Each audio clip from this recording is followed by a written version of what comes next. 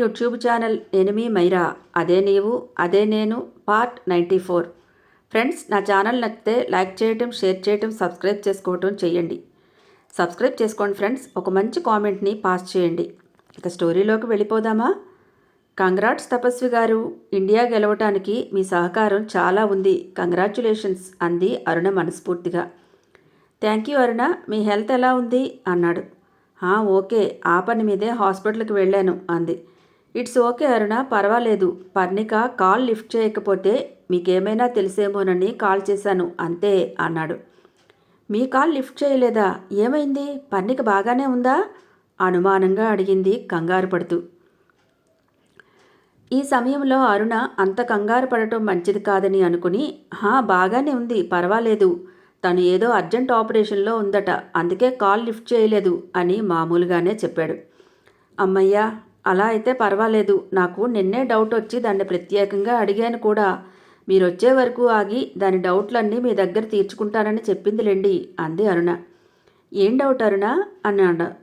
అదే సల్మా గురించి మీడియాలో వచ్చింది కదా, దాని గురించే నేను అడిగాను అంటూ. నిజం చెప్పండి, ఆ న్యూస్ మీకు తెలియకుండా జరిగింది కదూ అంది మనసులో కాస్త అనుమానం అనిపించి.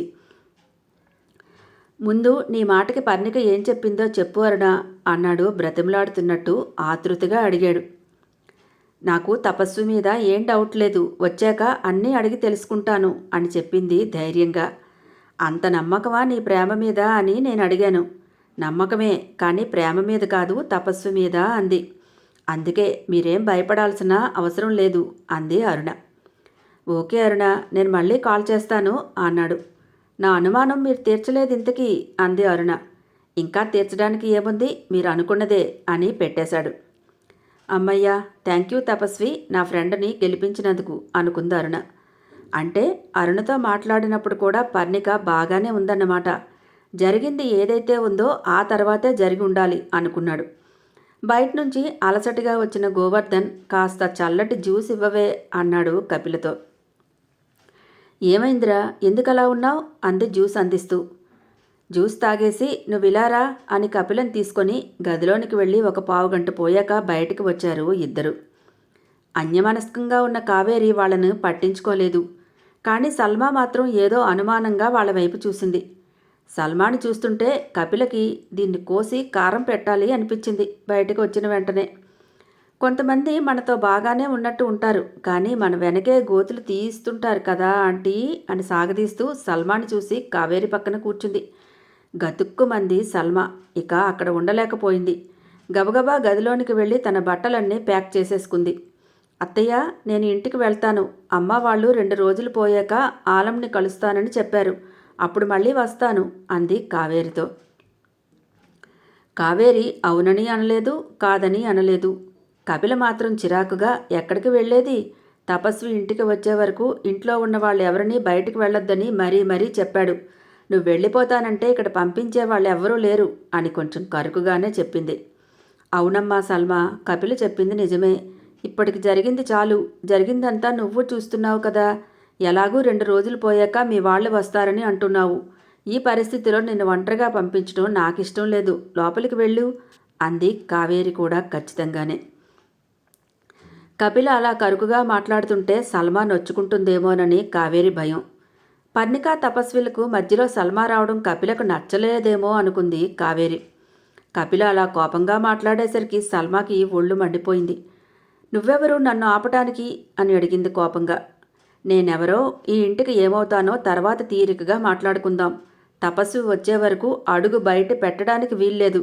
కాదని ఎక్కువ చేసావంటే మాత్రం నేను ఆంటీ అంత మంచిదాన్ని కాదు అంది కోపంగా కపిల. సల్మా ఏమనుకుందో అని మధ్యలో కావేరి కల్పించుకొని, ముందు నుంచి చెప్తూనే ఉన్నాను కదా సల్మా, సెక్యూరిటీ ప్రాబ్లం అని. ఇలా నువ్వు ఒంటరిగా బయటికి వెళ్ళటం కరెక్ట్ కాదు. తపస్వి ఫోన్ చేసిన వెంటనే నేను నిన్ను పంపించేస్తానులే, అంతవరకు ఏమనొద్దు అంది ఆర్దింపుగా. ఎక్కడ అత్తగారి దగ్గర మాట వస్తుందేమోనని కావేరికి భయం. ప్రాణం లేనట్టుగా ఒక రోజంతా గడిపేసింది పర్ణిక బెడ్ మీద. 2వ రోజు సాయంత్రానికి కొంచెం కదలిక అనిపించింది పర్ణికలో. అది చూసిన నర్స్ డాక్టర్ని పిలవటానికి బయటికి వెళ్ళింది. తపస్వి ఓపికగా పర్ణిక దగ్గర నిలబడి కళ్ళు తెరిచే తరుణం కోసం ఎదురు చూస్తూనే ఉన్నాడు. చాలా బాధగా బరువుగా కళ్ళు తెరిచిన పర్ణికకి ముందున్నదంతా మసకగా కనిపించింది. కళ్ళు మూసుకొని మళ్ళీ మెల్లగా కళ్ళు తెరిచింది. ఒంట్లో ఉన్న ఏ అవయవం కదలటానికి పనికొచ్చేటట్టుగా అనిపించలేదు. ఒళ్ళంతా విపరీతమైన నొప్పులతో బాధగా అనిపించి కళ్ళు మూసుకుంది. అంతకంటే ఎక్కువగా నేను బతికే ఉన్నాను అని అనుకుంటే మనసు పడే బాధ వర్ణనాతీతంగా ఉంది. కళ్ళు విప్పి ఎదురుగా చూసేసరికి చేతులు కట్టుకొని తపస్వి కనిపించాడు మసకగా. వెంటనే కళ్ళు మూసేసుకుంది. మూసిన కళ్ళ వెనక నుంచి ముత్యాల్లా జారాయి కన్నీళ్లు. కలేమో అనుకొని మళ్ళీ కళ్ళు తెరిచింది. కల కాదు, నిజంగా నిజమే. ఎదురుగా గోడకి ఆనుకొని చేతులు కట్టుకొని తన వైపే తీక్షణంగా చూస్తున్నాడు. ఆ కళ్ళల్లో ఏ భావం లేకుండా తన వైపే చూస్తున్నాయి. అంటే తపస్వికి తన గురించి తెలిసిందా? ఎలా? తనే నన్ను ఇక్కడ అడ్మిట్ చేశాడా? తపస్విని చూడలేనట్టు కళ్ళు పక్కకు తిప్పేసింది. ఇదంతా కల అయితే బావుండును అనుకుంది. పర్ణిక తనని చూసి కళ్ళు మూసుకోవడం, మొహం పక్కకు తిప్పుకోవడం గమనించి కోపాన్ని బలవంతంగా అదిమి పెట్టుకున్నాడు తపస్వి. పక్కనే ఉన్నాడు పాటియాల. ఆ పక్కనే తన వైపే ఆతృతగా చూస్తూ కనిపించింది మరియా. నేను చూస్తున్నదంతా నిజమే, కల అయితే కాదు, నేను బ్రతికే ఉన్నానన్నమాట అని అనుకున్నంతలోనే మరియా దగ్గరగా వచ్చి, ఏంటి డాక్టర్ మీరు చేసిన పని ఇలాగేనా అంది కోపంగా. ఇంతలో ఇద్దరు డాక్టర్స్ వచ్చి పర్ణికకు చేయాల్సిన టెస్టులన్నీ చేసి ఓకే అని పాటియాలా వైపు చూసి తల పంకించారు. ఓకే, యూ కెన్ గో అంటూ వెళ్ళిపోయారు వాళ్ళు. ఎవరినీ చూడటం ఇష్టం లేనట్టు కళ్ళు మూసుకుంది పర్ణిక. చూస్తుండగానే 4 రోజులు గడిచిపోయాయి. తపస్వి ఇంటికి ఒక్కసారి కూడా కాల్ చేయలేకపోయాడు. పర్ణిక కళ్ళు తెరుస్తుందా లేదా, కనీసం తన మాట అయినా వింటుందా లేదా అని గుండెల్లో కొండంత భయం ఉన్నా పెదవుల మీదకి చిరునవ్వును కానీ కోపాన్ని కానీ రానియ్యకుండా ఆ 4 రోజులు తనని తాను అదుపు చేసుకోవటానికి చాలా కష్టపడ్డాడు. కొడుకు తన గురించి ఏమనుకుంటున్నాడో అని కావేరికి దిగులుగా అనిపించింది. తపస్విని చూసే వరకు ప్రాణం నిలబడేటట్టుగా అనిపించలేదు. కావేరి బాధను అర్థం చేసుకుంటున్నట్టు, ఆంటీ వాడు తిరిగి వచ్చేసరికి మీరు కూడా బాగుండాలి కదా, ప్లీజ్ మీకు తినాలని లేకపోయినా తప్పదు అని బలవంతంగా ప్రతి పూట భోజనం పెట్టి మెడిసిన్స్ వేస్తుంది కపిల. తపస్సు వచ్చే వరకు మేం కదిలేదు లేదు అన్నట్టు గోవర్ధన్ కపిల కావేరిని అంటిపెట్టుకునే ఉన్నారు. ఎంత తొందరగా వీలైతే అంత తొందరగా తపస్వి రాకముందే ఆ ఇంట్లోంచి వెళ్ళిపోవాలని ఉంది సల్మాకి. ఫ్రెండ్స్ ఎవరు ఫోన్ చేసినా మాట్లాడాలని అనిపించక కట్ చేస్తోంది. ఇంకా చిరాకు వచ్చి ఫోన్ స్విచ్ ఆఫ్ చేసి పడేసింది. తన గురించి ఎక్కడ తెలిసిపోతుందేమోనని సల్మా గుమ్మం దాటాలనుకుని కూడా కపిలని చూసి దాటలేక భయంగానే గడిపేసింది ఆ 4 రోజులు. సెక్యూరిటీ లోపలికి వచ్చి మేడం తపస్వి సార్ వచ్చేస్తున్నారు అని చెప్పడంతో కావేరికి ఆనందంగా అనిపించింది. కానీ మనసులో కొంచెం భయం కూడా మొదలైంది. ఈ 4 రోజులుగా కొడుకు దగ్గర నుంచి ఒక్క ఫోన్ కూడా లేదు. ఖచ్చితంగా కోపం వచ్చే ఉండాలి అనుకుంది. వస్తున్నాడని తెలిసినా ఎదురుగా వెళ్ళటానికి ఏదో జంకుగా అనిపించి నిలుచున్న చోటే నిలబడి ఉండిపోయింది. కావేరి ఆలోచించుకున్నంతలోనే గేటు ముందు కారు ఆగటం, అందులో నుంచి తపస్వి దిగి అతి పదిలంగా పర్ణికని గుండెల్లో దాచుకుంటున్నట్టుగా అడుగులో అడుగు వేయిస్తూ మెల్లగా నడిపించుకుంటూ రావటం కనబడి సంతోషం తెరలా వచ్చింది. అమ్మయ్యా అని గుండెల మీద నుంచి కొండంత బరువు దింపుకున్నట్టు అనిపించింది కావేరికి. ఎవరో ముందే చెప్పినట్టు ఇద్దరూ కుడికాలు పెట్టి ఇంట్లోనికి ప్రవేశించారు. తిన్నగా తీసుకువెళ్ళి బొమ్మలా చూస్తున్న కావేరి ఎదురుగా నిలబెట్టి, అమ్మా తిను పర్ణిక నీ కోడలు అని పరిచయం చేశాడు. పర్ణిక వైపు తిరిగి మా అమ్మ అని చెప్పాడు.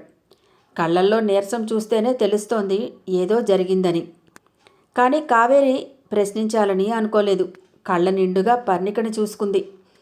పర్ణిక వంగి దండం పట్టాలనుకున్నంతలోనే కావేరి చప్పున భుజాలు పట్టి దగ్గరగా లాక్కుని గట్టిగా హత్తుకుంది. కావేరికి కళ్ళ వెంట నీళ్లు తిరిగాయి. పర్ణికని అలా హత్తుకుంటే మనశ్శాంతిగా అనిపించింది. నేను తప్పు చేసి కొంచెంలో తప్పించుకున్నానేమో అని కూడా అనుకుంది. ఛీ, ఎంత తొందరపాటు పనిచేశానో, అది నా ప్రాణమైన నా కొడుకు విషయంలో. ఇంకెప్పుడూ వాడి విషయంలో నేను తొందరపాటు నిర్ణయాలు తీసుకోను అని పర్ణికని గాఢంగా దగ్గరికి తీసుకుంది. పర్ణికకైతే మళ్ళీ తన తల్లినే కౌగిలించుకున్నానేమో అనిపించింది. నెమ్మదిగా శక్తిలేని చేతులతోనే కావేరిని చుట్టుకుంది. ఇద్దరూ ఒకరి దగ్గరతనాన్ని మరొకరు ఫీల్ అయ్యారు. పర్ణిక తనని చుట్టుకోవడంలో ఇన్సెక్యూరిటీ కావేరికి తెలిసింది. కావేరి తనని హత్తుకోవడంలో పర్ణికకు తన తల్లి దగ్గర ఉన్నట్టే ధైర్యంగా అనిపించింది. నిలబడలేక నీరసంగా ఉన్న పర్ణికని తీసుకుని వెళ్ళి అక్కడే ఉన్న సోఫాలో కూర్చోపెట్టింది కావేరి. తపస్వి దగ్గర నిలబడి 2 చేతులతో కొడుకును పట్టుకొని, సారీరా నాన్న, నీ మనసుని నేను ఇంతగా బాధ పెడతానని నాకు తెలియలేదు. కొంచెం లేట్ అయి ఉంటే నా వల్ల దిద్దుకోలేని పొరపాటు జరిగిపోయి ఉండేదేమో కదా అంది. చివరి మాటలు అంటున్నప్పుడు కళ్ళ నుంచి నీళ్లు జలజలా రాలిపడ్డాయి. ఈ 4 రోజులుగా తను ఫోన్ చేయకపోవడంతో తల్లి పడుతున్న బాధ ఏంటో బాగానే అర్థమైంది తపస్వికి. తల్లిని అలా చూడలేక, అమ్మా ప్లీజ్ ఇలా కూర్చో ముందు అని పర్ణిక పక్కనే కూర్చోబెట్టాడు. తను మాత్రం కిందనే కూర్చొని చిన్న పిల్లాడిలా తల్లి ఒళ్ళో మొహం దాచుకున్నాడు. సారీ అమ్మా, నీతో ఒక్క మాట కూడా చెప్పకుండా వెనక్కి తిరిగి వెళ్ళిపోయాను. నేను ఉన్న పరిస్థితుల్లో ఏదో అవుతుందేమోనని నా 6th సెన్స్ నాకు గట్టిగానే చెప్పింది. అందుకే ఆగలేకపోయాను. అక్కడికి వెళ్ళాక తెలిసింది నేను వెళ్ళి ఎంత మంచి పని చేశానో. అలా చలనం లేనట్టుగా ఉన్న పర్ణికని బెడ్ మీద చూసేసరికి నా గుండె ఆగిపోయిందనుకో. ఏం చేయాలో బుర్ర అస్సలు పనిచేయలేదు. పర్ణిక మొహం తప్ప నాకేం గుర్తుకు రాలేదమ్మా బాధపడుతూ అన్నాడు. అంటే పర్ణిక సూసైడ్ అటెంప్ట్ చేసిందా? మనసులోకి ఆ ఆలోచన రావటంతోనే వణికిపోయింది కావేరి. దీనికంతటికీ కారణం నేనే కదరా. అసలు నిన్ను బాగా కొట్టాలని ఉంది నాకు. ప్రపంచం అంతా తిప్పి చూపిస్తావు. ప్రపంచంలో విషయాలన్నీ మాట్లాడతావు. నన్ను నీ వెనకాలే తిప్పుకుంటావు. ఎన్నెన్నో మాట్లాడతావు. కానీ అతి ముఖ్యమైన విషయం మాత్రం నాకు చెప్పలేక దాచేశావు. హాయ్ ఫ్రెండ్స్, నా ఛానల్ నచ్చితే లైక్ చేయడం, షేర్ చేయడం, కామెంట్ చేయడం చేయండి.